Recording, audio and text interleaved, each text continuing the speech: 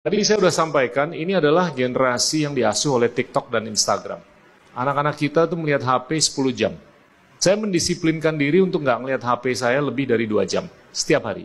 Dan bagaimana kita melihat banyak sekali di rumah tangga, itu orang tua hanya bisa mungkin berdiskusi dengan kualitas yang tinggi dengan anaknya selama 15 menit di waktu sarapan.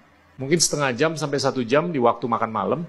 Sisanya mereka melihat platform yang dilihat oleh lebih dari 3 miliar orang tanpa editorialisasi. Dan kalau itu tidak tereditorialisasi, ya kita harus sadar bahwa anak-anak kita atau kalian itu terekspos dengan konten-konten yang kalau menurut saya kurang bijaksana.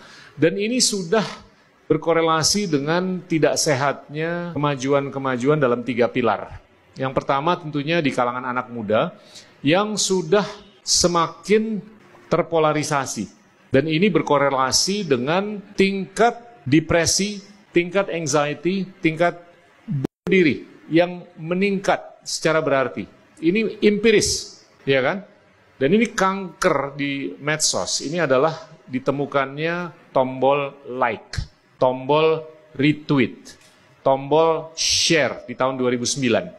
Ini kalau menurut saya kanker utamanya nih, terhadap kesehatan moral, kesehatan mental, kesehatan batin kita. Itu pilar pertama yang terpengaruh oleh penyalahgunaan medsos. Saya bukan mengatakan bahwa medsos itu jelek secara absolut atau universal, tapi kejelekannya ada dalam sesuatu yang bisa dibikin bagus.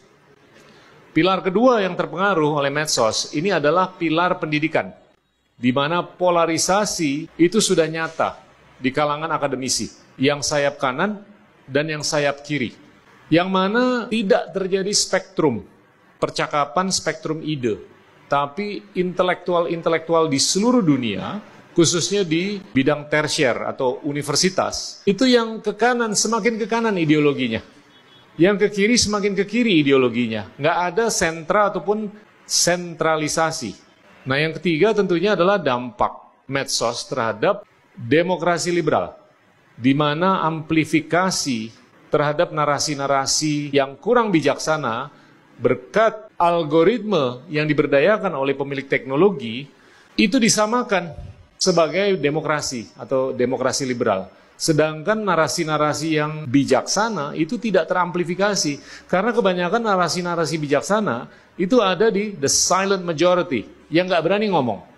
Nah, kita ekstrapolasi aja 10, 20, 30 tahun ke depan. Ini akan menyongsong era-era di kemudian hari di mana posisi kepemimpinan itu lebih berdasarkan festivalisasi ataupun sensasionalisasi, bukan intelektualisasi. Ini bahaya untuk bukan hanya anak-anak saya aja, tapi untuk anak-anak kalian. Apakah kita mau milih pemimpin warga yang hanya bisa joget, tapi nggak bisa berdebat? Nah itu kalau menurut saya resiko yang harus kita sadari dan harus kita sikapi ke depan. Dan ini nggak unik dengan Indonesia, ini udah kejadian di seluruh dunia.